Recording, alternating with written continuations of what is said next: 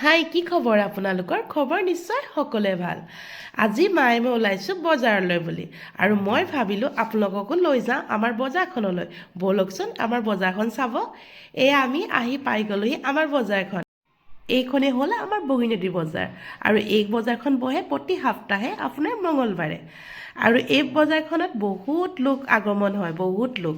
এইখন বতৰ যেনেকুৱাই হওক নহওক, এই বজাৰখনত মানুহ আহিবই।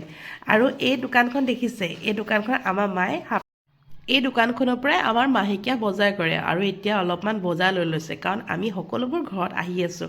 বজাৰটো লাগিবই নহয়নে? চাওকচোন, আজি বতৰটো সঁচাকৈ বহুত বেয়া।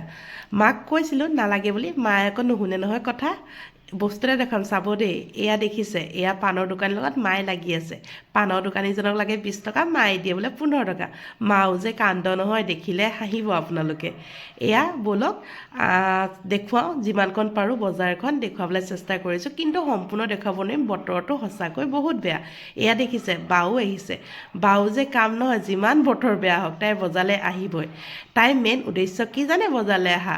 বেলেগ একো নহয়, তাই ঘুগুনি খুব পিয়ৰ বোলে।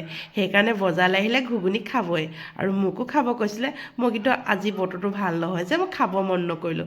ময়ো বেয়া পোৱা নহয়, কিন্তু মই ভালেই পাওঁ, কিন্তু আজি খাবলৈ মন নকৰিলোঁ। বতৰটো যিহে বেয়া, সেইটো কাৰণে খাবলৈ। হ'ব দিয়ক, আজিলৈ আহিছোঁ, বাই।